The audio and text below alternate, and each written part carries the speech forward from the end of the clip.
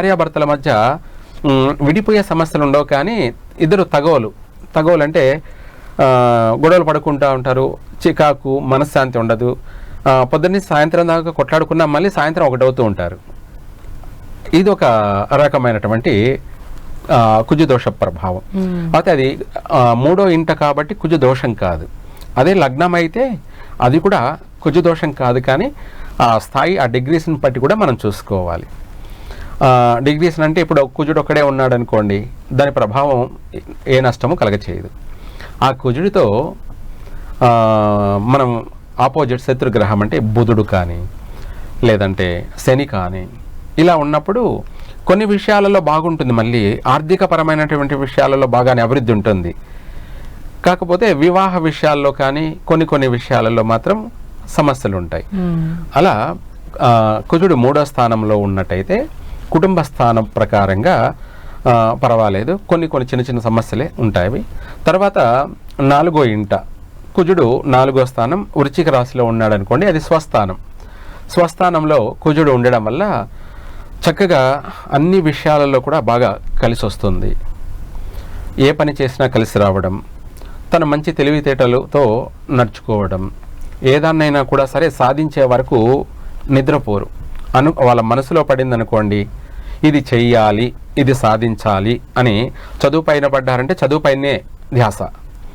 అలాగే చదువులో కూడా చక్కగా రాణించడం, అలాగే వాళ్ళు అనుకున్నది అన్నాం కదా, వాళ్ళకి ఇష్టమైంది అన్నాం కదా, ఎక్కువ శాతం వాళ్ళకి ఈ వృశ్చిక రాశి, అలాగే వృశ్చిక లగ్నమైన లేదంటే సింహ లగ్నం నుంచి వృశ్చిక రాశి 4వ స్థానం తల్లి స్థానం, అది అలాగే మాతృస్థానము. అయితే ఆ రాశిలో కుజుడితో పాటు ఇంకెవరైనా సరే ఉన్నట్టయితే, శని ఉన్నాడు అనుకుందాం, కుజుడితో కొన్ని విషయాలలో నష్టాలు ఉంటాయి. ఆరోగ్యపరమైనటువంటి విషయాలలో, సంసార జీవితంలో. ఉద్యోగపరంగా వచ్చేటప్పటికి ఎక్కువ శాతం ఐఏఎస్, ఐపీఎస్, అలాగే లా సంబంధించి ఇట్లా వాటిలో పోలీస్ కానీ, అందులో ఇంకా పై స్థాయి అంటే కలెక్టర్ కావచ్చు, అలాగే ఐఏఎస్, ఐపీఎస్ రంగాల్లో కూడా చాలా బాగా చక్కగా రాణించడం, లా చదవడం కానీ, వాటిలో రాణించడం కానీ, మొండితనంగా వ్యవహరించడం కానీ. అయితే మళ్ళీ వాళ్ళు కరెక్ట్గా నడుచుకోవడం, ఎదుటి వాళ్ళు కరెక్ట్గా నడుచుకోవాలన్నటువంటి అభిప్రాయం. వీళ్ళు సామాన్యంగా తప్పు చేయరు, ఎదుటి వాళ్ళు ఎవరైనా తప్పు చేస్తే ఒప్పుకోరు. అటువంటి మనస్తత్వం కలిగి ఉంటారనమాట. అధికంగా ఐఏఎస్, ఐపీఎస్ ఉద్యోగాలలో వాళ్ళు స్థిరపడే అవకాశం కూడా ఉంటుంది. అదే కుజుడితో ఇంకెవరైనా కలిస్తే బైబీసీ అంటే డాక్టర్కి సంబంధించి, ఫార్మసీ, ఇటువంటి రంగాలలో అధికంగా రాణించే అవకాశం ఉంటుంది. అలాగే అదే రాశిలో శుక్రుడు కానివ్వండి, కుజుడు కానీ కలిసి ఉన్నట్టయితే మల్టీ టాలెంటెడ్. మల్టీ అంటే ఏదైనా చేయగలరు, అన్ని రంగాలలో రాణించగలరు. ఇది అని వాళ్ళకు ఉండదు, అంటే ఇదే చెయ్యాలి, ఇది మాత్రమే నాకు తెలుసు అనే ఇది ఉండదు. ప్రతి రంగంలో కాలు చూపిస్తే వాళ్ళు అలుకుపోతారన్నమాట.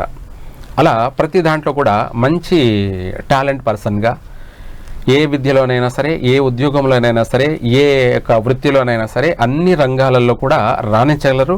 10 మందికి మార్గదర్శకులుగా కూడా వాళ్ళు ఉండగలరు. ఎక్కువ శాతం వీళ్ళు వివాహ జీవితంలో మాత్రం ప్రేమించే పెళ్లి చేసుకుంటారు.